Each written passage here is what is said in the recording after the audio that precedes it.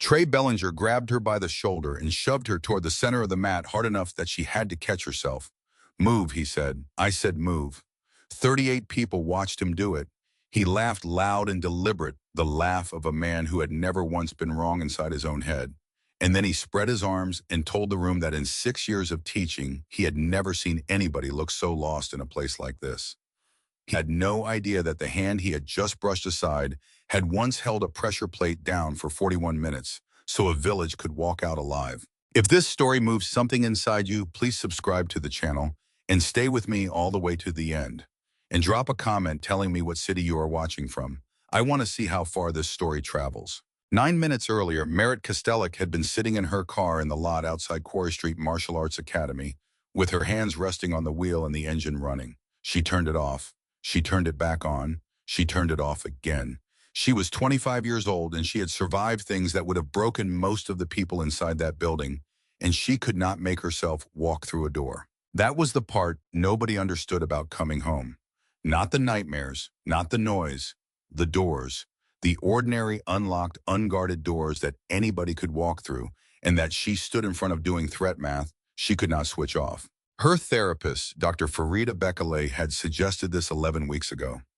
Not this place specifically, just the idea of it, something physical, something structured, something with rules and predictable outcomes, because Merritt's life for the past 14 months had contained almost none of those things.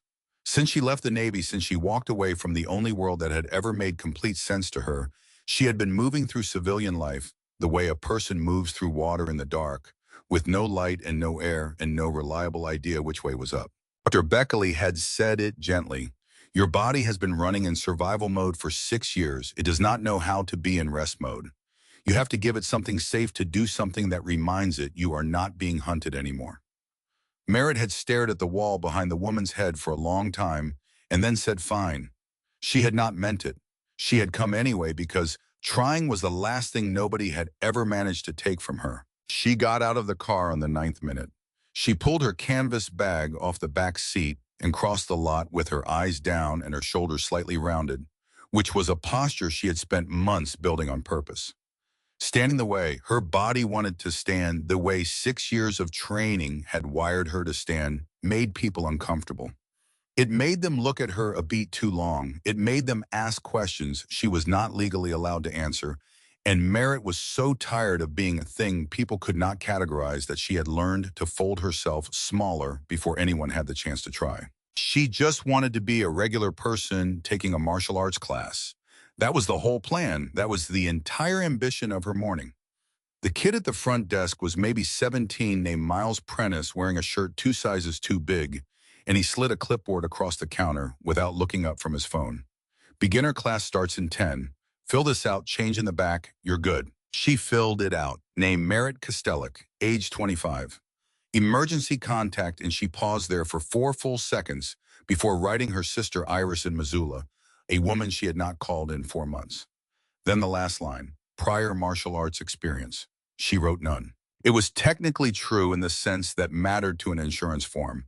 She had never enrolled in a class. She had never earned a belt, never entered a tournament, never bowed to anybody. She left out the close quarters work that had been folded into every phase of her workup.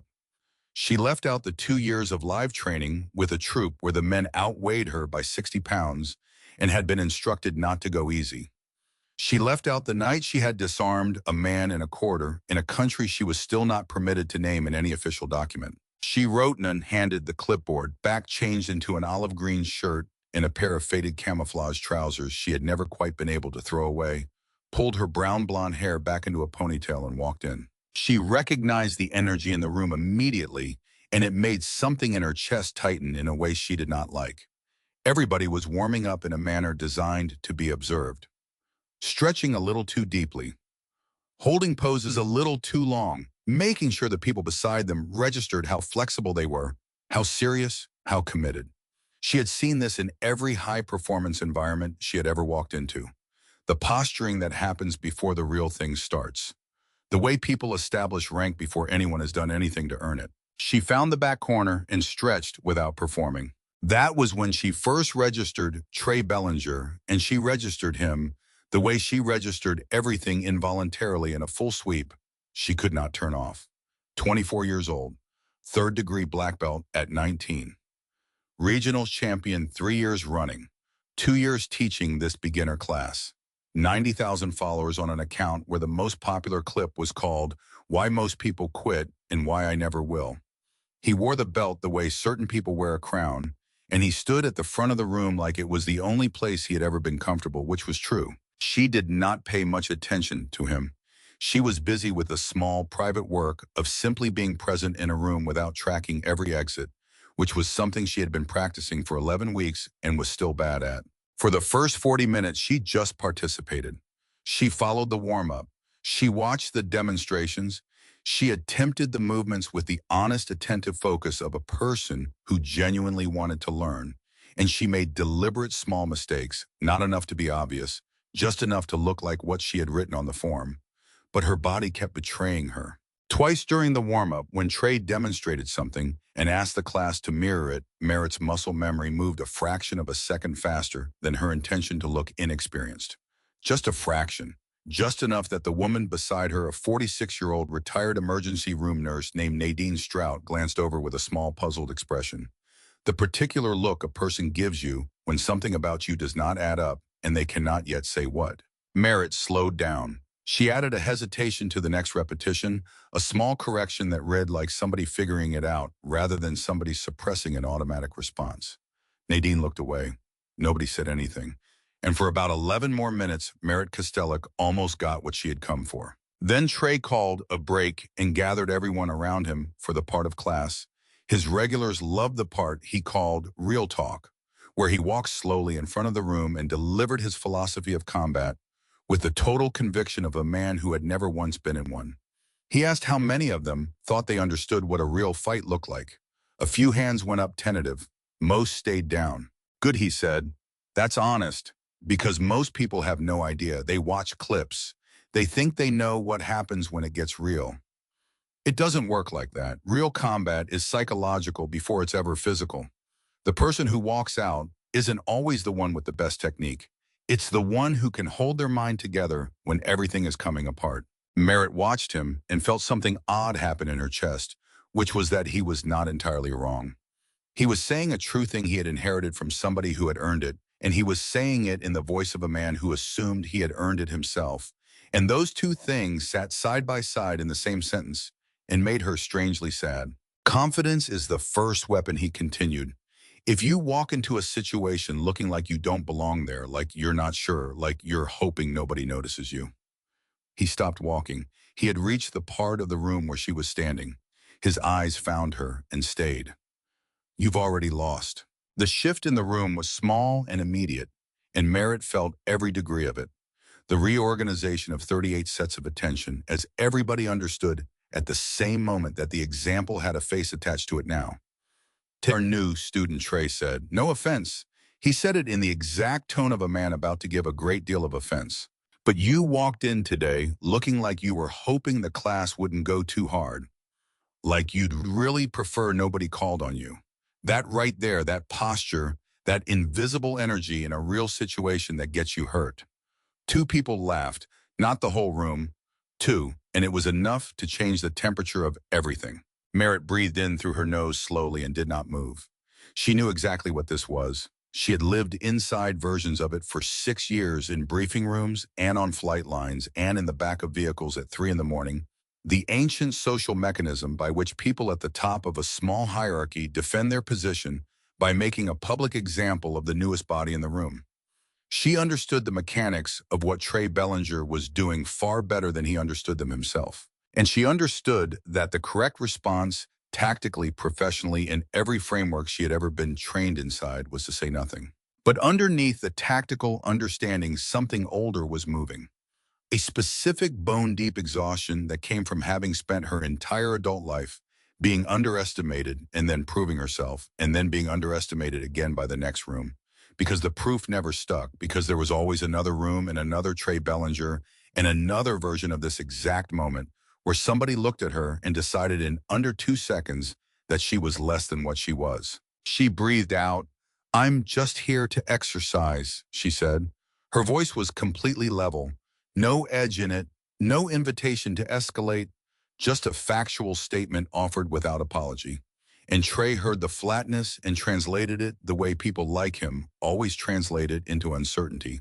Fitness classes are 2 blocks down, he said. More laughter this time, louder. His confidence had given the room permission, and permission is the most contagious thing in any group of human beings. And Merritt understood something in that instant that would take Trey Bellinger 4 more months to understand about himself, which was that he was not being cruel because he was cruel. He was being cruel because it was working, and because for 6 years nothing had ever taught him where the edge of the thing was. I say that with respect, he went on. This space is for people who are serious about discipline, about actually understanding your body under pressure. You can't just walk in off the street and expect to understand what we do here. Trey. The voice came from the side of the room. Verity Okafor, 36, a high school counselor who had been training here for 4 years and had developed a very precise instinct for the moment. His real talk stopped being philosophy and started being something else. She's brand new, Verity said. Maybe let's just... I'm making a point, he said. He did not look at her. He was still looking at Merritt. I'm sure she's a perfectly nice person, but there's a difference between being nice and understanding what happens when it's real. And I think new students should learn that distinction on day one. He stepped closer with the casual ownership of a man who believed the air around him belonged to him by default. What's your background, he said. Any training, not formally, Merritt said. Not formally, he repeated, turning to the class, letting the phrase hang so everyone could enjoy it. Okay, so what do you do professionally? 1 beat, 2. And Merritt made a decision she would think about many times afterward because she did not have to answer it. She could have said she worked in logistics. She could have said nothing at all. Instead, something in her, some small, stubborn part that had not yet finished dying, decided to tell the truth and see what he did with it. I was in the Navy, she said. Something moved across his face. A microscopic recalculation. A flicker of uncertainty that passed almost too fast to catch. But Merritt had spent 6 years reading faces under conditions where misreading one had permanent consequences, and she caught it cleanly. And then she watched him decide not to be interested in it. Navy, he said, nodding in that particular way. People nod when they have determined that acknowledging a thing is the same as understanding it. Okay, so basic training, some fitness work, some running, that's a foundation. That's good. He turned back to the class. But there's a pretty significant gap between military fitness and actual hand-to-hand discipline, which is what we do here. Trey. Verity again, and her voice had hardened. He ignored her. Let's just demonstrate the point, he said, and he stepped back and opened a space on the mat and gestured toward Merritt with an open hand and a generous smile. Come on, let's see what military fitness looks like in a real situation. Nothing serious, we'll be gentle. And the room went very still. Nadine Stroud had stopped moving entirely. Near the back, a 17-year-old named Corbin had his phone up at waist-height filming, pretending not to. Delia Hobbs, 51, a school bus driver who had joined the class after her divorce and who had exactly zero patience for men who enjoyed. An audience had folded her arms and was staring at Trey with open disgust. And Merritt Kostelik stood there and did something nobody in that room could see. She had already measured him. She had done it in the first 4 minutes without meaning to, the way she measured everybody, the way her heart tracked threat levels without asking permission. His stance, his weight distribution. The small muscular tells that preceded movement in his particular style. The specific point of imbalance his lead leg had been carrying since the moment he stepped onto the mat, which he had never once been punished for because in 6 years of competition, nobody had ever attacked him in a way his rulebook did not cover. She had all of that already. It had cost her nothing. What she was measuring now was the room, the woman who had tried twice to intervene and been ignored, the kid filming, the 46-year-old nurse, the retired welding instructor near the wall, Wendell Ackerley, who was watching with his mouth slightly open, the office door at the back where a light was on behind frosted glass and had been on the entire morning. She was not measuring the optimal response. She was measuring the right one, the one that would do the most good and the least damage to the largest number of people standing on that floor, which was a calculation she had performed under significantly worse conditions and which had never once gotten easier. And underneath all of it, without her permission, her mind offered her the thing it always offered her when adrenaline came online. 14 months ago, a fishing village on a coastline she was not allowed to name. Her palm flat on a pressure plate she had found by accident, with the outside edge of her hand, having already committed her weight, knowing that lifting it would kill everyone within a 40-meter radius, including the 11 civilians still inside the nearest structure. 41 minutes, her whole world compressed into the 4 square inches under her hand and the sound of her own breathing. Chief Boone Talbot on one knee beside her the entire time, refusing to withdraw, talking to her about absolutely nothing about his daughter's science fair project, about a truck he wanted to buy for 41 minutes, because he had understood that the only thing that would keep her hand steady was another human voice. She had walked out of that. Talbot had not walked out of the next one. And the official record of what happened in the next one had her name in it, in a paragraph she had read so many times she could recite it, and she had not been permitted to say a single word about any of it to any living person for 14 months. She came back to the room. It had taken less than a second. Trey was still holding out his hand, still smiling, still waiting. "Okay," Merritt said. The word landed in the silence like a stone dropped into still water. He grinned and turned to the class with the expression of a man confirming something he already knew. "Great," he said. "Let's all learn something today." He was more right than he would ever be about anything again. He stepped into his stance. Textbook. Clean. Practiced 10,000 times in controlled conditions against opponents operating under the same set of rules he was. Weight-centered, hands up, chin tucked, the comfortable fluency of a man in his own habitat. Merritt did not take a stance. She stood with her feet roughly shoulder-width apart and her arms loose at her sides and her weight distributed in a way that looked casual and was the precise opposite of casual. She had stopped performing beginner about 12 seconds earlier. She was not performing anything now. She was simply present in the specific total way she had learned to be present in rooms where being anything less than completely present was the difference between going home and not going home. Trey read her posture as nerves, as a beginner who did not know what to do with her hands. He felt his confidence expand to fill all the available space between them, and Merritt watched it happen and felt something she was ashamed of, which was pity. "Whenever you're ready," he said, generous, magnanimous, enjoying himself. Verity Okafor had stopped trying to intervene. She was watching Merritt now with a completely different expression. Something she could not have named, something that had made her fingers close hard on the edge of a folded mat. Corbin's phone rose 2 inches higher, and Merritt thought absurdly about her therapist saying something safe, something structured, something with predictable outcomes, and she came very close to laughing. "Whenever you're ready," Trey said again. And this time there was the smallest edge of impatience under it, because the pause was going on too long and the room was getting uncomfortable, and he did not like things he could not control. "Okay," Merritt said almost to herself, and then she moved. What happened in the next 7 seconds would be described 38 different ways by 38 different people over the following months, and the differences between those descriptions would say far more about what each of them had expected than about what actually occurred. What actually occurred was this. She moved toward him with exactly as much force as the situation required, and exactly as little as it could be resolved with, and she did it with an economy that had nothing to do with sport and everything to do with the extremely specific education that comes from being responsible for whether other human beings continue existing. She did not strike him. She did not throw him. She redirected, which is a word that does not fully capture the physics of it, but comes closer than the alternatives.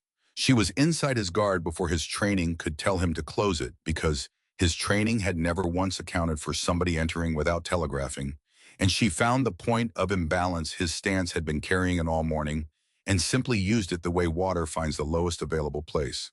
No drama, no wind-up, none of the visible preparation that had preceded every single technique he had demonstrated that day. Trey Bellinger found himself on the mat. He did not know how he had gotten there. He was not injured. She had been extremely careful about that, more careful than anyone in that room would ever understand, because she had made the entire calculation around the requirement that this 24-year-old had to be able to teach class again on Thursday and had to be able to look at himself afterward. But he was down. He was looking up at the ceiling of his own academy, and there was a hand extended toward him, not in triumph, in the plain practicality of a person helping another person off the floor. The room was absolutely, completely, unmistakably silent. He stared at her hand for 1 second, two, three, then he took it. She brought him up with the same economy she had used to put him down, and then she stepped back and looked at him with an expression that contained no gloating and no anger and no satisfaction whatsoever. Just steady, patient attention. The face of somebody waiting to see what he would do next, because what he did next was the only part of this that had ever mattered to her. He started to say something, stopped, started again. Nothing came out. Near the back, Nadine Strout let out a breath she had been holding for 7 seconds, and the sound of it broke the spell, and suddenly the entire room was breathing again and talking at once in the low, overlapping confusion of 38 people trying to process something they did not have the vocabulary for. Corbin was no longer pretending not to film. Verity had one hand over her mouth. Delia Hobbs had said a word out loud that she would later apologize to nobody for. And Trey Bellinger looked at Merritt Kostelik, and for the first time that morning, maybe for the first time in several years, something opened up behind his eyes. Some interior room that trophies and follower counts, and 2 years of unquestioned authority had been quietly papering over. The room where the real questions live. Who are you, he said. The question came out quiet. It had shed every layer of performance that had covered everything he had said all morning. It was just a question, an honest one. The kind a person asks when the world has abruptly demonstrated that it is larger than their current map of it. Merritt opened her mouth to answer, and behind her the office door opened. The footsteps that crossed the floor were measured and unhurried. The walk of a man who had spent decades around people who understood exactly what that cadence meant. Solomon Nakashima was 63 years old. He owned Quarry Street Martial Arts Academy. He had served 24 years in the United States Navy, most of it as a master diver, and he had spent the last 15 years trying to build something in a civilian room that honored what the service had given him without ever losing sight of what that discipline had actually been for. He had been watching through the glass in his office door for the last 4 minutes. He walked to the center of the mat and stopped between them. And he was not looking at Trey. He was looking at Merritt with an expression that changed the temperature of the room all over again, because it was not surprise and it was not confusion. It was recognition, the look of a man seeing something he understands in his bones and has not seen in a very long time. You weren't trained in a dojo, he said. It was not a question. No, Merritt said. Where? I can't tell you all of it. Solomon nodded slowly, the nod of a man whose hypothesis had just been confirmed. No, he said, I don't suppose you can. He turned to face the class. 38 people in a loose formation, most of them somewhere between awe and bewilderment. And Trey Bellinger standing with his arms at his sides, watching Merritt with the specific expression of a person whose entire understanding of the world is being revised in real time. This is Merritt, Kostelik, Solomon said. Some of you are going to want to look up what I'm about to tell you, and I want you to go ahead and do that, because you should know what you just watched. He let that sit. She's a Navy explosive ordnance disposal technician. 6 years. She was attached to a special operations troop, which means when a team hits a target, and something in that target is designed to kill everyone in the room. She is the person who walks toward it while the rest of them get behind cover. That's the entire job. Everyone runs one direction and one person runs the other one, and she is that one. Nobody in the room moved. He looked at Trey. That's what you put your hands on this morning, Solomon said. That's what you laughed at. And then, having said the only thing that needed saying, he did not stay to supervise the aftermath. He turned and walked back toward his office, and the door closed behind him quietly. Not slammed, just closed. The sound of a man who trusted consequences to do their own work without his help. Merritt stood in the middle of a room she had spent 9 minutes in a parking lot negotiating with herself about entering, and 38 strangers were looking at her, and every single thing she had come here to avoid had happened in the space of about 11 minutes. She had not wanted this. She had wanted the small, ordinary human luxury of being a body in a room learning something badly with nobody's survival attached to whether she got it right. And yet, something else was happening underneath the exposure, something she would not be able to name for another 2 weeks. which was that for the first time in 14 months, she had been completely and undeniably herself in front of other people, and the ceiling had not come down. She looked at Trey Bellinger, who was still watching her with those new open eyes, and she said the only thing she had left to give him. "You were right about the psychological part," she said, "about the mind being the first weapon." "That's true. Somebody smart taught you that." He blinked. "You were just wrong about which mind was the problem." He stood there and absorbed that, and something happened on his face that was not shame, and was not anger, and was not the calculating recovery of a man managing an embarrassment in front of his own students. It was slower and quieter than any of those. It was the beginning of an accounting. "I put my hands on you," he said. His voice had dropped to something almost private, spoken in front of 38 people. "I grabbed you and I shoved you, and I stood there and I laughed about it in front of my entire class." Merritt said nothing. This was his to carry.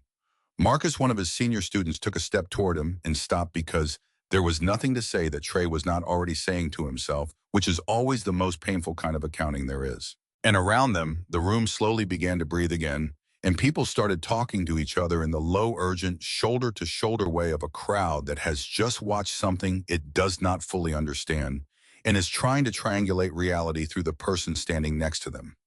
Delia Hobbs picked her water bottle up off the floor where it had rolled to the wall.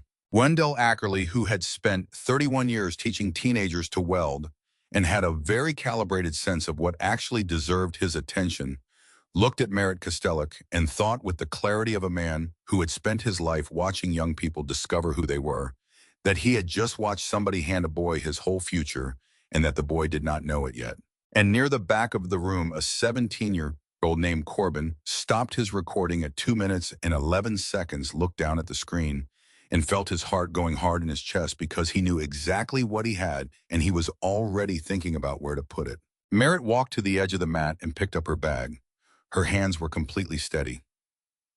They always were.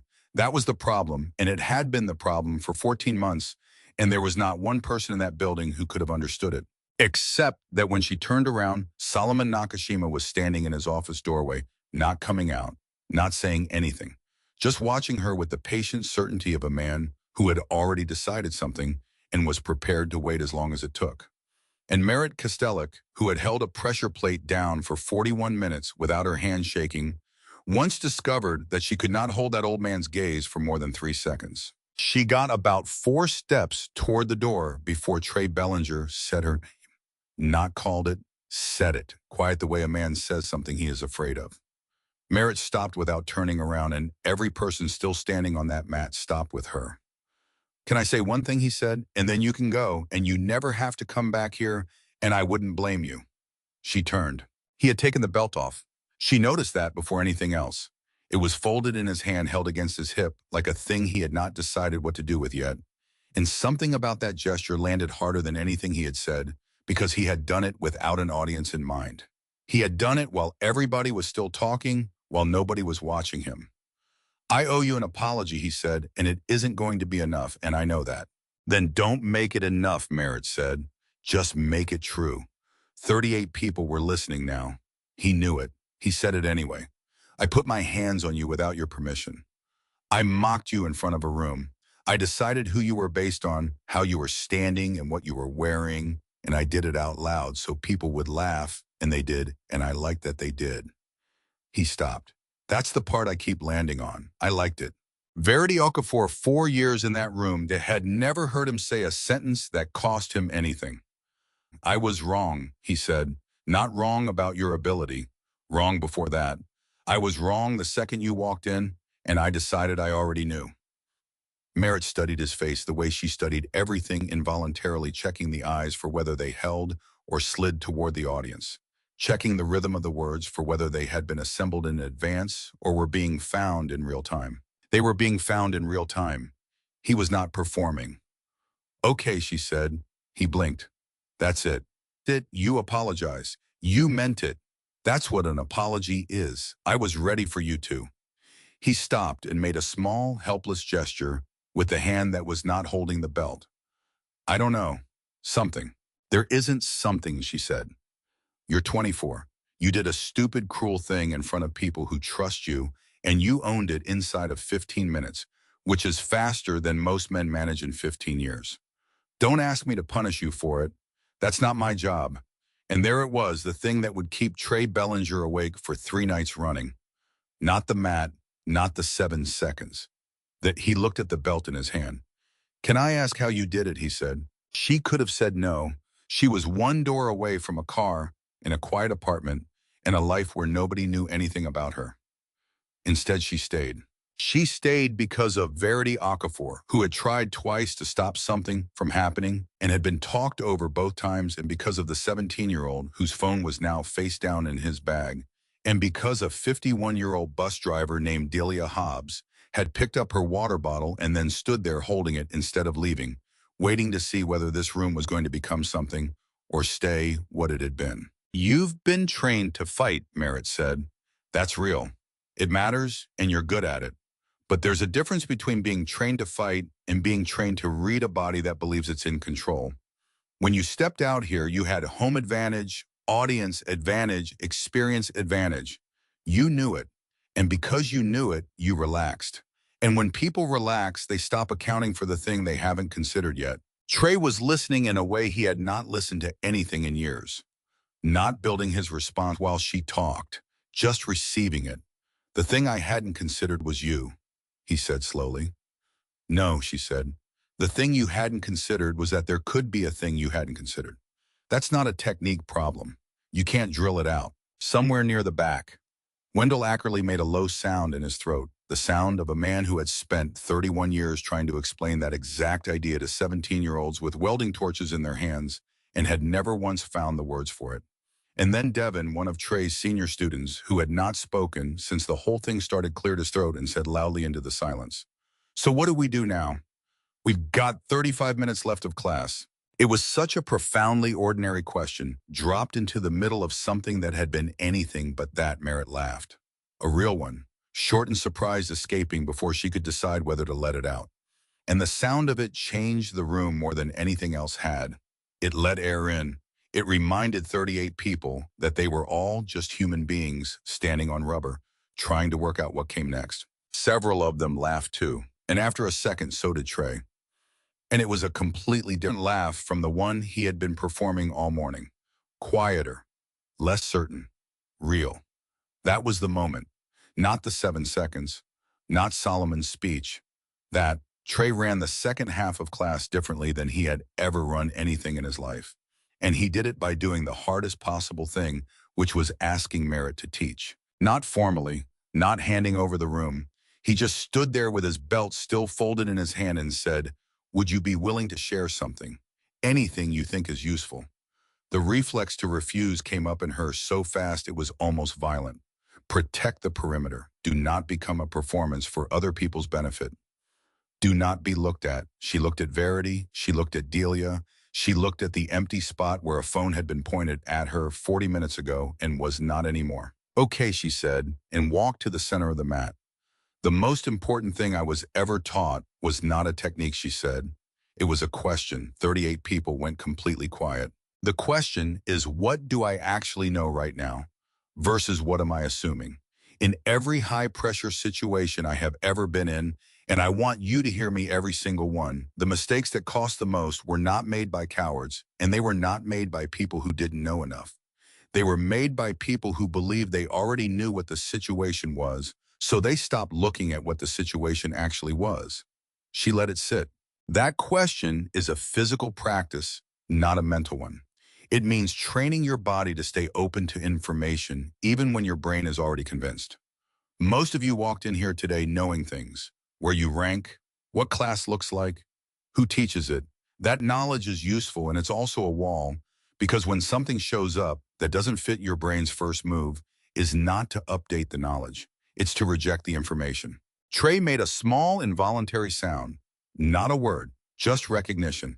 "How do you train past it?" Verity asked from the side of the room, and her voice was direct and hungry in a way that made several people turn. "You practice being wrong," Merritt said. "On purpose, regularly. You put yourself in rooms where your assumptions don't hold, and you pay attention to what your body does when reality contradicts you. Not so you can be humble. Humility's a byproduct. You do it because in an actual crisis, the half second between reality contradicting your expectation and your brain accepting the update is the half second that gets somebody hurt. Training narrows the gap. That's all any of this is. Verity stared at her. Where did you learn that? From people who needed me to know it, Merritt said. It was the most she was going to say, and everyone in the room understood it as a border rather than a wall. Not refusing entry, just marking where the question stopped. At 11:45, Trey called class, and something happened that had never happened in that building on a Tuesday morning, which was that almost nobody left. Delia Hobbs got to Merritt first and pressed a torn piece of paper into her hand. My number, she. Coffee, no agenda. And listen, I'm going to say something and then I'm going to walk away so it isn't weird. I saw you in your car this morning. I was 2 rows over eating a breakfast sandwich. I almost knocked on your window and I decided that would be worse. She shrugged. I'm real glad you came in. Merritt looked at the paper for a long moment. Then she folded it and put it in the front pocket of her bag. And something about the deliberateness of that, the care of it, made Delia's face do something complicated on the way to the door. Merritt sat down on a bench in the changing area and did not move for 3 minutes. Just sat with her hands on her knees, breathing the way Dr. Bakeley had taught her, the deliberate kind that tells a nervous system the crisis is over, that the ground is solid, that nothing is coming. Her phone buzzed. Unsaved number. This is Verity from class. Got your number off the sign-in sheet, which is probably a violation of something. I've been a school counselor for 11 years. I have never heard anyone put words to that thing you said about the half second. I'm not asking what you went through. I'd just be very sorry if you didn't come back. She read it twice. She walked out past the front desk and stopped. Hey, she said to Miles Prentice, who was putting his phone away with the guilty speed of a teenager. When's the next beginner class? Thursday, he said. 7, can you put me on the roster? He reached for the clipboard and did not even ask her name. She came back Thursday at 7, exactly. Not a minute early, not a minute late, because 6 years of a life where timing was the difference between everyone going home and not everyone going home does not switch off because the context changed. Trey saw her the second she came through the doors. He gave her a small nod. She gave him one back, and that was the entire conversation, and it was enough. She took a spot in the middle of the room this time, not the back corner, the middle where the work happened. The woman beside her was brand new. 46 careful posture, working very hard to look like she knew what she was doing. Merritt recognized that posture the way you recognize your own handwriting. First time she asked. That obvious, said Nadine Strout. And then, because she was a woman who had spent 22 years in an emergency room and had no reverse gear. I was here Tuesday. I saw what you did. And then I went home and looked up what he said about your job, and I sat at my kitchen table for an hour, and I couldn't figure out why. It made me want to cry. Merritt did not have an answer for that. I've been a nurse since I was 23, Nadine said. 22 years of walking toward the thing everybody else is backing away from. Different building, same job. And Merritt Kostelik, who had spent 14 months believing that nobody in the civilian world could possibly understand any part of what she carried, discovered that she was wrong in the first 11 seconds of a conversation with a stranger. Class started. 20 minutes in, Trey stopped it cold. Kastelitz, he said. Come up here a second. 40 heads turned. Nadine made a small sound of surprise. Merritt walked to the front and stood beside him and felt the old familiar pull of exposure. The deep instinct that said, get out of the light. Some of you were here Tuesday, Trey said. Most of you weren't. So I'm going to say the thing I should have made official then. He turned, not quite facing her. This is Merritt Kostelik. She's a regular part of this class now. I've asked her if she'd be willing to share some of what she knows, not as an instructor, as somebody who's got a completely different kind of experience than anybody in this room, including me. He looked at her. You could have warned me, she said quietly. I was afraid you'd say no, he said just as quietly. You're not wrong. She turned to face 40 strangers on a Thursday night, and she gave them the only thing she had. I want to ask you something, and I want you to actually think before you answer, even if you never say it out loud. When you walked in here tonight, what did you think you came here to learn? Technique, said a confident 20-year-old near the front. Deacon Pryor, how to fight. Okay, Merritt said. If somebody put hands on you tomorrow, somebody bigger, faster, with surprise on their side, would what you learned tonight save you? He started to say yes. Then he stopped. Maybe, he said. Maybe, she agreed, depending on whether you're tired, whether you're scared, whether it looks anything at all like what you practiced. Technique matters enormously, and technique is the last thing that happens. Before technique, there's recognition. Before recognition, there's attention. And before all of it, there's a decision made way below conscious thought about whether you're somebody who moves or somebody who freezes. And that decision gets made before anything else. And unlike technique, it cannot be drilled in a comfortable room. How do you build it? Nadine asked from the back. You put yourself in rooms where you're not comfortable, Merritt said. On purpose. Regularly. Not because suffering is good for you, it isn't. Because your nervous system learns what it lives. If it only ever lives certainty, it will have no idea what to do with uncertainty, and real life is almost entirely uncertainty. Can we try something, Trey said. And then before she could answer with your permission, several people who had been there Tuesday noticed the phrase and looked at each other. What he proposed was simple and turned out not to be simple at all. Pairs deliberately mismatched working a cooperative physical objective that neither partner could accomplish by taking over. Within 4 minutes, 40 adults discovered that cooperation under mild pressure was harder than either competition or instruction because it required staying genuinely uncertain while staying genuinely present.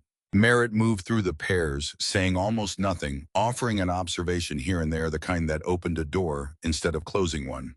She stopped beside Deacon Pryor 20, working with a 58-year-old named Wendell Ackerley, who had been training 3 weeks and moved like a man whose body was learning something new and taking its time. Deacon was failing badly and not physically. Every time Wendell needed half a second to process Deacon's hands, moved to fix it, to smooth it, to compensate. And Wendell, who was trying to learn to trust his own responses under pressure, kept having the floor pulled out from under him by a 20-year-old who was certain he was helping. Deacon Merritt said, "I'm letting him lead," he said, instantly defensive. "Your hands say otherwise." He looked at his hands. He opened his mouth. He closed it. What happens in your body when you watch somebody take longer than you would? He thought about it, which she gave him credit for. I want to step in, right? And stepping in feels like help. What it actually is it's taking over, Wendell said quietly. Both of them looked at him. I taught welding to teenagers for 31 years, Wendell said. And the hardest thing I ever had to learn was that when a kid is working something out, even slow, even bad, the second you take the torch out of his hand to show him you haven't helped him, you've stolen the part where he learns. He looked at his own hands. Should have remembered that when I got on this side of it. Deacon stared at him. Okay, he said. Let's go again. I'll wait. Take all the time you need, Wendell said. And this time the kid meant it. Merritt moved on and felt someone behind her, not by hearing, by the change in the air. Solomon Nakashima had been standing 3 feet back for some unknown number of minutes, which told her something uncomfortable about how far she had traveled in 2 days, because the Merritt of 14 months ago would have clocked him the instant he crossed the threshold. You're teaching, he said, not accusing, noting. He asked me to share something. They watched Deacon and Wendell struggle through it. How long did it take you to say yes? Solomon asked. She considered. About 4 seconds. That's faster than Tuesday. You're keeping score. I'm paying attention, he said. Different thing. He let a moment go by. Why did you say what you said Tuesday, she asked. About me, to the class. You didn't have to do that. No, he said, I didn't. So why? He turned and looked at her directly, and there was nothing casual in it. Because that boy needed to understand something I couldn't tell him. I could have said the words 100 times, don't judge what you can't see. Don't mistake visible experience for the only kind there is. He'd have nodded and agreed and changed nothing. He paused. You showed him in 7 seconds. It won't leave him. It'll be in him at 50.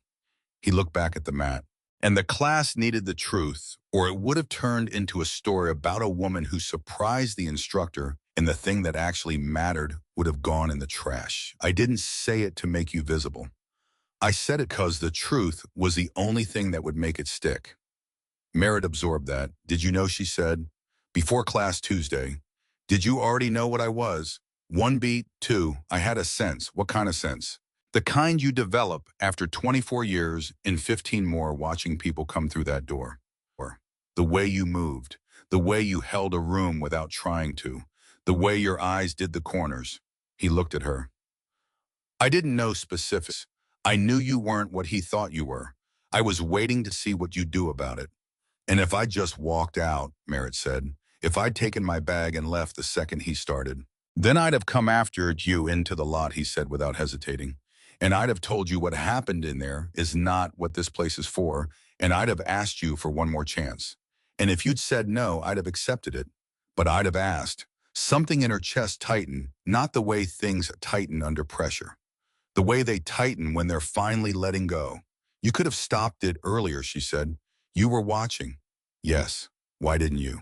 I was quiet for a long moment, and she watched him decide to give her the honest answer instead of the comfortable one. Because he needed to hit his own limits, Solomon said. And because I had a feeling you were capable of walking him into them in a way that would actually change something instead of just embarrassing him. He met her eyes. I was hoping I was right. You took a risk, she said, with me as the instrument of somebody else's lesson. I did. And if you'd been wrong, then I owe you an apology that'll take a lot longer than the one he gave you. She held his gaze and then turned back to the room where 40 people were struggling through something real. I'll let you know, she said. Fair enough, Solomon said, and almost smiled and walked away. Class ran until 8:45, and afterward almost nobody left immediately, which was not how Thursdays worked. Deacon Pryor found Wendell at the water cooler and asked him a question about third graders and torches. Verity Okafor caught Merritt's eye across the mat and gave her a look that communicated in the compressed language of women who understand each other, something in the neighborhood of, thank God, you came back. Trey caught her near the front desk on her way out, moving fast like a man who had decided to say something before he talked himself out of it. I watched you tonight, he said. The question you asked at the start, what you did with Deacon. You've done this before, I really haven't. Not the teaching. The other thing, reading people. Meeting them where they are. He shook his head. I'm trying to say you're good at it at a level I don't have, and I'm not sure I can train into myself or if it only comes from. He gestured vaguely. From whatever you've been through. You're wrong about that, Merritt said. It comes from paying attention. Sustained, disciplined attention to another person. That's the whole trick. You started training it tonight with Deacon, and I watched it happen. I was about to step in and tell him what he was doing wrong, Trey said slowly. And you asked him one question and he figured it out himself. I'd never have let him have that long. Why not? He was quiet. Because silence makes me uncomfortable, he said. Watching somebody struggle makes me uncomfortable. I always want to fix it. That's not a bad instinct in the right measure, Merritt said. But when it runs on automatic when you step in before somebody's had a chance to find out what they're capable of, you're not fixing their problem. You're fixing your discomfort. He stared at her. I just heard that applied to teaching, he said, and now I'm hearing it applied to about 9 other things I do. That's a lot for a Thursday. Yeah, she said. It is. She drove home. At a red light 3 blocks from her apartment, her phone buzzed, and at the next light she read it. Delia Hobbs, Tuesday coffee 2 blocks from the dojo, mediocre coffee, outstanding muffins, 0 pressure. Yes or no? She typed yes. She parked and sat in the car for 30 seconds instead of 11 minutes. She went upstairs and made tea and sat at her own kitchen table with the lights on, and she did not check the locks 3 times, and she did not sit with her back to the wall. And that night she slept 5.5 hours, which was 90 minutes more than her 14-month average. 3 weeks later, she had a routine. It was such a small thing. Most people build one without noticing. But Merritt had spent 14 months without any architecture at all. No predictable shape, no reliable contact points between herself and the world. And so a routine built out of 2 classes a week and Tuesday coffee with a school bus driver felt like something she was carrying in open hands, terrified of closing her fingers. Delia turned out to be exactly as advertised, divorced 18 months. Funny in a dry, surgical way. And she had the rarest quality Merritt had ever encountered in a civilian, which was that she asked a question and then waited for the actual answer instead of accepting the first version. Your sister Delia said on the 3rd Tuesday. Missoula, you talk to her not as much as I should. When's the last time Merritt had to calculate and the calculation took too long? About 4 months. Is that a choice or is that, it's easier, Merritt said. Iris worries. She worries in this very loving, very loud way. And when she worries at me, it feels like I'm failing a test I didn't know I was taking. So I call less. And then less than that. Delia nodded slowly. My mother does the exact same thing. Took me about a decade to understand that it felt like a test because I was the one grading. She wasn't testing me. She was scared. She looked up. Your sister's probably scared. Merritt called Iris that afternoon from the parking lot of her own building. Iris picked up on the second ring in the specific way of a woman who has been waiting 4 months for a phone to ring and has gotten very good at not letting that show. Hey, Merritt said. So I found a thing, a place. It's a martial arts class I've been going 3 weeks. A martial arts class, Iris repeated. I know. And Iris stopped. Her voice cracked halfway through the next word, and she did not try to hide it. Merritt. I have been so scared. I've been sitting here for 14 months, being so scared and not saying it because you told me not to. I know, Merritt said. I'm sorry. Don't be sorry. She heard her sister breathe out. Tell me about it. Tell me all of it. So she did. Not everything. She left out the shove and the laugh because those still sat too close to the skin, and Iris's reaction would have required managing. But she told her about Delia and the terrible coffee, about Wendell and the welding torches, about a boy named Trey who had apologized in front of 38 people at 24 years old. They talked for 40 minutes about nothing, about Iris's kids, about a movie Iris had seen that she knew Merritt would hate and described in loving detail specifically because she knew it. Small human things with no survival attached to any of them. When they hung up, Merritt was smiling and did not notice she was smiling, which was its own kind of data. That was the Tuesday of the 4th week. On the Thursday of the 4th week, a 22-year-old named Kai Brenhagen walked through the front door of Quarry Street Martial Arts Academy, carrying a gear bag and an attitude, and every single thing changed. Merritt did not look up. She felt it. The way a room shifts when something enters that does not match its frequency. A tightening along her spine, a sharpening at the edges of her vision, the old system coming online like a thing that never fully powers down. I was fit in the specific way of somebody who trained 6 days a week and had for years. He looked around with the assessing quality of a man deciding where he ranked in a new room, and then he found Trey and crossed the mat without asking anybody's permission, because permission was not a concept he had needed recently. I saw your video, he said, loud enough for 15 people to hear, the one with the woman. Trey looked at him steadily. 4 weeks ago, Trey Bellinger would have reacted to that tone inside of half a second. Okay, he said. Is she here? And Merritt, standing beside Nadine, with her hands still up in a drill position, felt her stomach drop because she had known about the video, and she had done the one thing she never did, which was hope. Corbin's 2 minutes and 11 seconds had gone up on a Thursday night, 48 hours after it happened. By the end of week 2, it had 400,000 views across 2 platforms. By the end of week 4, it was past 900,000, and Merritt had never once watched it and had spent every day since telling herself it would stay out there in the world where strangers lived and would never find its way back into a room she was standing in. It had found its way back into the room. Why, Trey said. I want to train with her, Kai said. That clip's been going around my school. My coach played it for the whole competition team.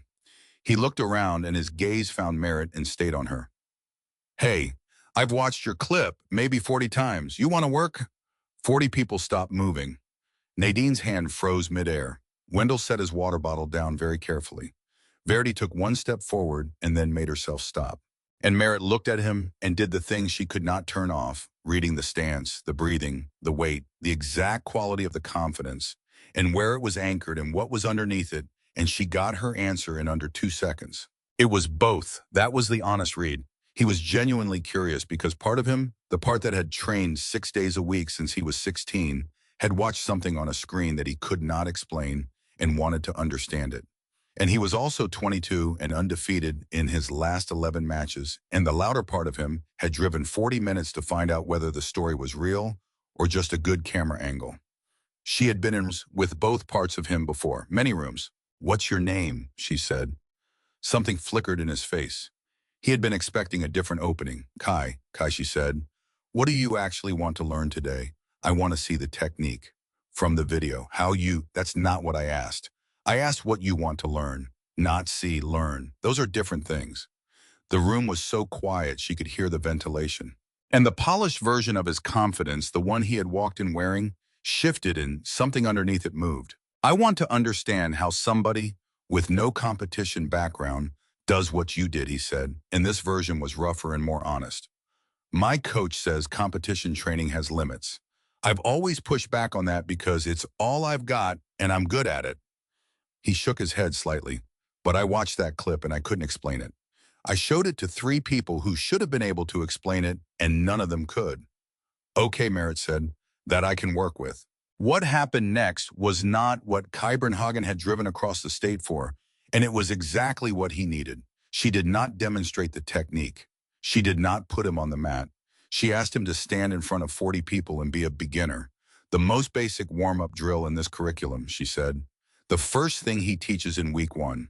And I want you to do it like your body has never been trained and your mind has no assumptions. He stared at her. I can do that drill in my sleep. I know, she said. That's the problem. He shot in, and he did it badly. Not because he lacked the ability, but because genuinely emptying 6 years of muscle memory and competitive instinct out of his own body was something he had never once attempted. And attempting it now in front of 40 strangers revealed something he had not seen coming, which was that the excellence of his training had built walls around his movement as surely as it had built foundations under it. He knew how to move. He did not know how to not know. He stopped after about 40 seconds. That was terrible, he said, and there was no performance left in his voice at all. Yes, because I can't actually be a beginner, right? So what's the point, he said, and he genuinely wanted to know. The point is you just found a limit, Merritt said, not a physical one, a cognitive one, a place where you've gotten so fluent in one language that you've lost access to what it felt like to learn it. And that place is where everything interesting lives, because every single person you will ever be responsible for teaching or leading or protecting is going to be a beginner. And if you can't reach beginner, you can't reach them. Kybernhagen was quiet for a long time. Then Wendell Ackerley, 58, 3 weeks of training, said clearly from the back wall. She's right. Kay turned to look at an older man in a worn t-shirt whose opinion he had no business caring about. I know, he said. He turned back. The technique from the video. Will you teach it to me? No, Merritt said. He blinked. Not today. Today you work with him, she said and nodded at Wendell. He's going to teach you something 6 years of competition has trained out of you. What's he going to teach me? Patience with somebody who doesn't move the way you move, she said, which is a skill which you don't currently have. Kai looked at Wendell for a long moment. Okay, he said, and the word landed differently than the last time he had used it in that room. He walked over. Wendell stuck out his hand. Wendell, he said, I've been training 3 weeks, so you're going to have to be real patient with me. And Kybernhagen, 2-time national champion, shook the hand of a retired welding teacher and said, yes, sir. Merritt turned away and let them work, and Trey came up beside her. How did you know that would land, he said. I didn't. You didn't know. I had a strong read, she said. He came in curious. That part was real.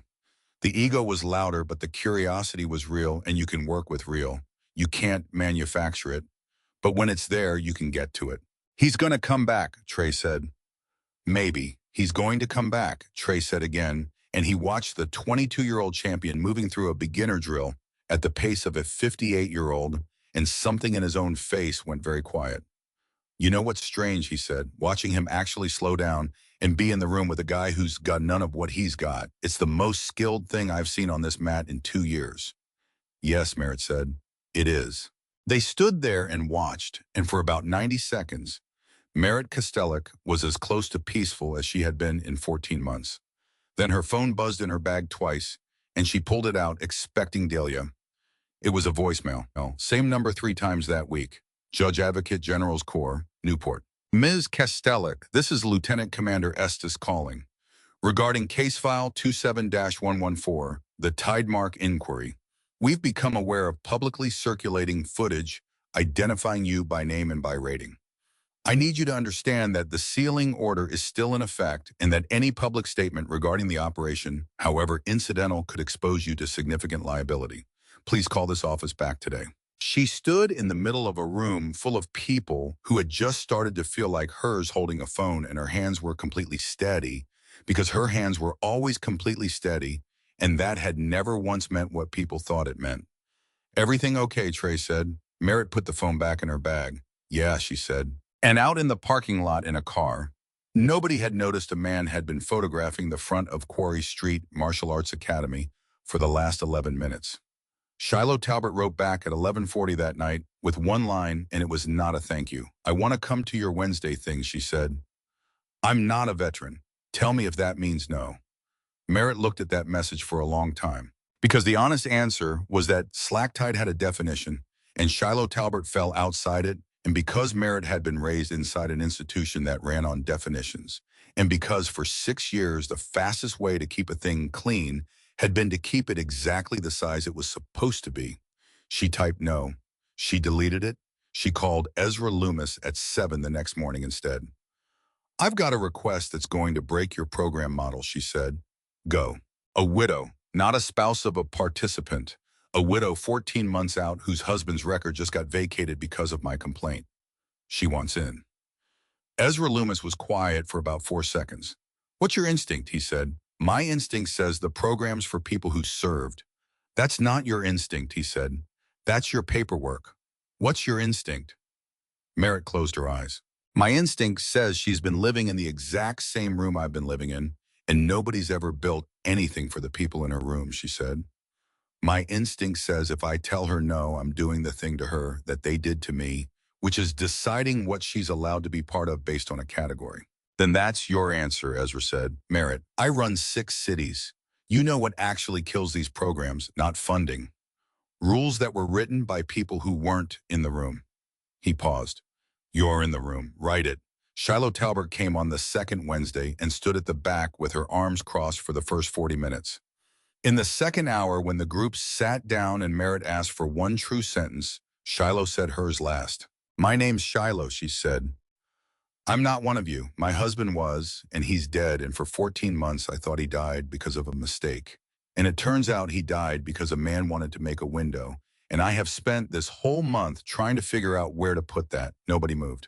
"And then Corinne, the army medic, who had been out 3 years and did not believe the war was over, said, 'Ma'am, I've been coming here 2 weeks, and that's the truest sentence anybody said in this room.' Des Yarrow said, 'You're one of us. You just got drafted a different way.'" Shiloh Talbot put her hand over her mouth, and Ansel Farrar handed her a paper towel because that was all anybody had, and after that, nobody ever again asked whether she qualified. The program went from 7 to 11 in 3 weeks and from 11 to 19 by the middle of June, and none of it happened because anybody advertised it. It happened the way those things always happen, which is one person telling exactly one other person quietly at a bad moment, because it is not the kind of thing you post about. By July, there were 22 regulars in a waiting list, and Solomon Nakashima had to move his Wednesday adult class to Fridays and did not once mention that he had done it. Kai Brunhagen started volunteering in week 5. He had not served. He asked Merritt directly whether that made it weird, and she said yes, probably, and then asked him to come anyway. And he did every Wednesday, and he turned out to be extraordinarily good at exactly one thing, which was sitting beside a man having a bad week and not requiring anything from him. The third week he came, Des Yarrow walked in wearing the 4 a.m. face, and Kai saw it before Merritt did. "Rough week," he said. "Yeah." "Okay," Kai said. "You want to move? We can just move. You don't have to talk."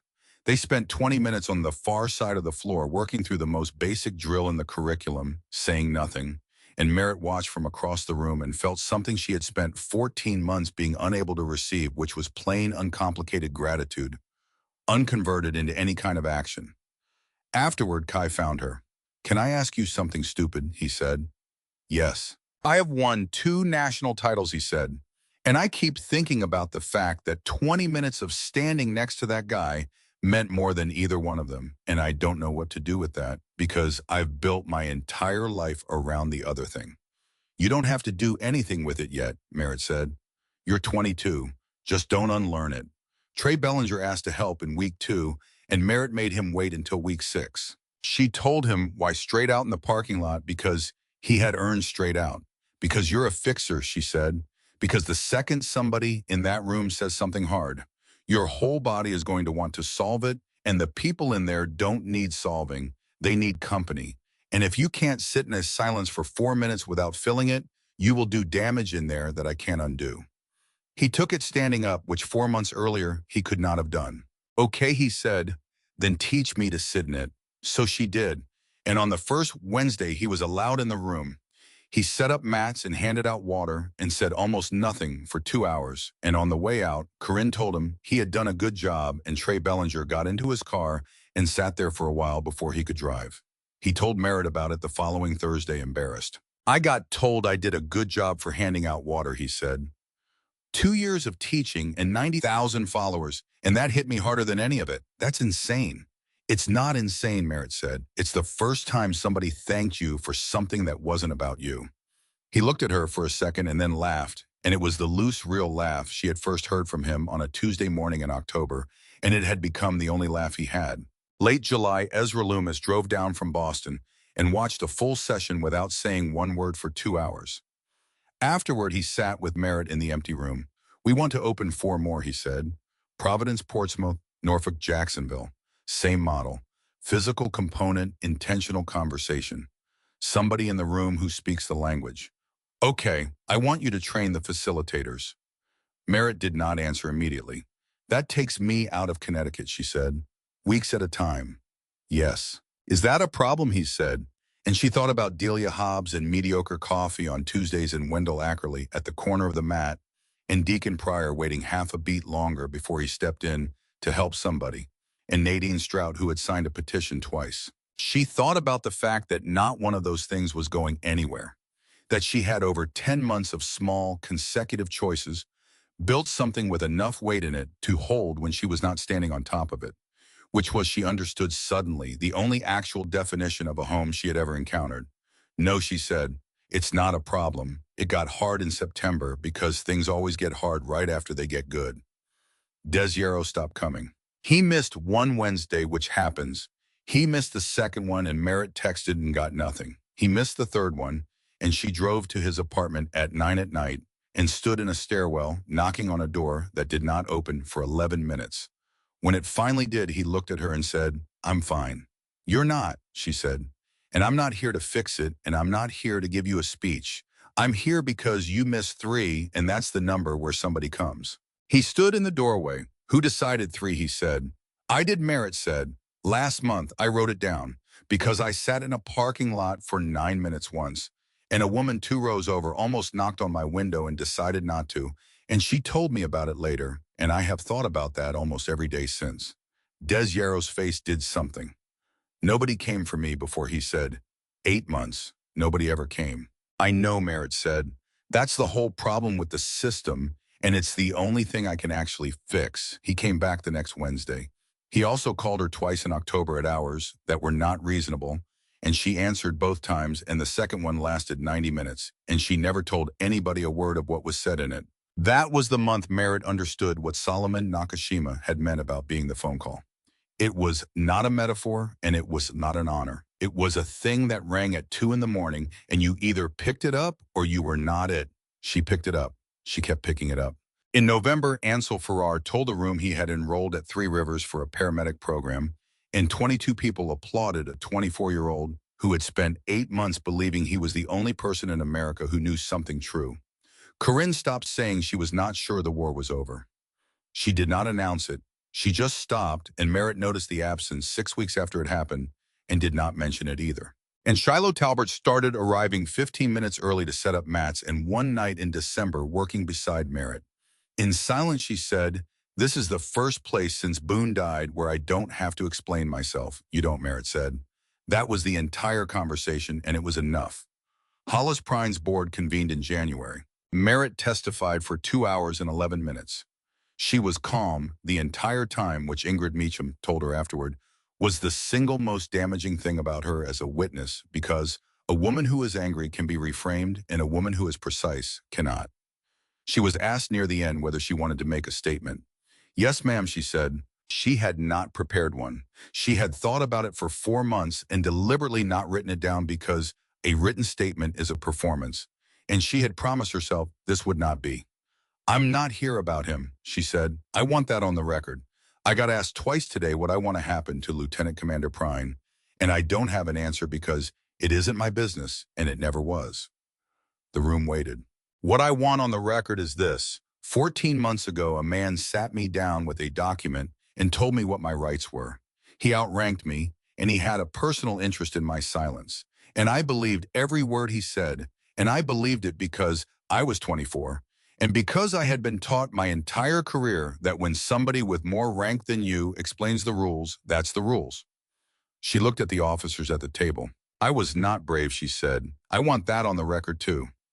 I did not hold the line for 14 months out of integrity. I held it because I thought the door was locked, and it never occurred to me to try the handle. And there was a boat crewman 26 minutes from my apartment who called a hotline 11 times and got thanked for his service. 11 times, and he thought I'd been bought, and I thought I was alone, and we were both wrong. And the only reason either of us found out is that a 17-year-old kid filmed 2 minutes of video in a martial arts class in Norwich, Connecticut. Nobody at that table wrote anything down for a moment. So if you're asking me what I want, she said, I want somebody in this building to think about how close this came to never happening. Because a good chief is dead, and his daughter is 10 years old, and the entire correction depended on luck. That's the finding I'd like, not about him, about the luck. The board thanked her. Prine was separated in March. Merritt found out by text from Ingrid Meacham and did not tell anybody for 2 days, and when she finally told Shiloh, Shiloh said only, okay. And then, is that supposed to feel like something? And Merritt said no, and Shiloh said good, because it doesn't. The Providence program opened in April in Portsmouth in June, and Merritt spent 41 days on the road that year, training facilitators, and every one of those days she was somewhere else. She came back on a Wednesday. Delia Hobbs kept the Tuesday coffee slot open whether she was in town or not, and never once mentioned it. By the following October, exactly 2 years after a 25-year-old had sat in a parking lot bargaining with an engine, Slacktide, Connecticut had 41 names on its roster and had run 104 consecutive Wednesday sessions without missing one, including the week of a blizzard when 9 people showed up anyway, and Solomon Nakashima made coffee in his office and did not charge anybody for it. It was a Thursday in late January when Trey Bellinger stopped class in the middle of a drill and said he had something to say. 39 students looked at him. Merritt was in the middle of the room where she always stood, now working with Nadine. Most of you have been here less than a year, he said, so you don't know. About 2 years ago, I did something in this room that I'm going to describe to you accurately because I've noticed people have started telling it wrong, and the wrong version makes me look better than I was. The room went completely still. I grabbed a new student by the shoulder and shoved her across this floor, he said. And I laughed at her in front of 38 people because I thought she was nobody, and I did it because it made me feel large. And 2 of you were in the room that day, and you laughed too, and I'm not naming you because I'm the one who gave you permission. Nobody breathed. I thought I was building a martial arts program in here, he said. I thought the belt was the point. And I want to tell you what actually happened, which is that a person who could have destroyed me in front of everybody chose not to, and then stayed, and then taught me, and then let me keep my face while she did it. He looked at the floor. That's the most skilled thing I have ever seen a human being do, and I've been trying to learn it for 2 years, and I'm still bad at it. Nadine Strout had one hand pressed flat against her collarbone. I'm a better teacher than I was, Trey said. I'm not where I want to be. But I know what I'm walking toward now, and I didn't before, and I wanted to say all of that out loud in front of everybody. Because what happened in this room matters, and I don't want it turning into a fun story about the day somebody dropped the instructor. He looked up. It wasn't a fun story. It was the day I found out who I'd been for 6 years. Deacon Pryor started clapping first, which surprised everybody, including Deacon Pryor. Wendell Ackerley joined with the particular enthusiasm of a man who had spent 31 years applauding things that deserved it and had a very calibrated sense of when that was. Then Nadine. Then Verity Okafor, who had tried twice to stop it happening 2 years ago and had been talked over both times and had never once mentioned it since. Then the whole room. And Merritt Kostelik stood in the middle of it and did not know what to do with her hands for about 3 seconds. And then she did the hardest thing available to her, which was nothing at all. She did not deflect it. She did not minimize it. She did not disappear into the logistics of what came next. She let it land. Afterward, when the room had emptied and the mats were stacked, Solomon Nakashima came out of his office and stood beside her. I've got something for you, he said. He handed her a key. Soul, front door, back door, alarm codes on the tag, he said. You've been running a program in my building for 2 years, and letting yourself in behind somebody else every single time. And last week, I watched you stand in the cold for 11 minutes waiting on a 17-year-old with a phone. She looked at the key in her hand. I'm not asking you to buy in, he said. I'm 65. I'm not going anywhere, and when I do go somewhere, we'll have that conversation. Then, this is just a key. He shrugged. It means you don't wait outside your own room anymore. Merritt closed her hand around it. 24 years, Solomon said and stopped, and she watched a man who had never once in her presence failed to finish a sentence fail to finish one. I know, she said. Yeah, he said. I figured you did. She drove home that night with the key on her ring, and at a red light 3 blocks from her apartment, her phone buzzed twice. The first was Shiloh Talbert, a photograph of an 11-year-old girl holding a certificate from a regional science fair second place, and underneath it, she did structural load bearing again. She says she's going to keep doing it until she wins. The second was from Ansel Farrar. Pass my practical. I'm a paramedic. First call is Monday. I keep thinking about the fact that my whole job now is walking toward the thing everybody else is backing away from, and I picked it on purpose this time. Merritt sat at that light after it turned green until somebody behind her honked, and she lifted a hand in apology and drove on. She parked in her usual spot. She did not sit in the car. She went upstairs and made tea and sat at her own kitchen table with 2 lamps on instead of every light in the apartment and her back to the middle of the room instead of the wall. And she thought about the 25-year-old who had written the word none on an insurance form because she wanted more than she had wanted anything since coming home to be nobody in particular for one single hour. She had not gotten that. She had gotten the exact opposite of that. She thought about the 41 minutes with her palm flat on a plate she could not lift, and a man on one knee beside her talking about his daughter's science fair, and a truck he wanted to buy, refusing to withdraw because he had understood that the only thing on earth that keeps a hand steady is another human voice. And she understood sitting at that table that she had spent 14 months believing Boone Talbert had died for nothing, and that she had been wrong about that in exactly the same way she had been wrong about the door being locked. He had taught her the entire job in 41 minutes, and she had not recognized it as a lesson until 2 years later in a room in Norwich, Connecticut, on a Wednesday night sitting next to a 26-year-old who woke up at 4 in the morning waiting for orders that were never coming. You stay. You keep talking. You do not withdraw. That was all of it. That was the whole thing. Merritt Castells had walked into a room where a stranger decided in 2 seconds that she was nothing, and she had been handed in the worst hour of her civilian life the only thing that had ever been able to save her, which was people who would not leave. She was not going to be the woman who almost went in. She was the woman who went in and who stayed and who came back on Thursday and who kept a key in her pocket and answered the phone at 2 in the morning and who wrote down the number 3 because somebody has to decide when you go knock on the door. She did not survive what happened to her. She built something out of it, and then she held the door open and she never let it close again.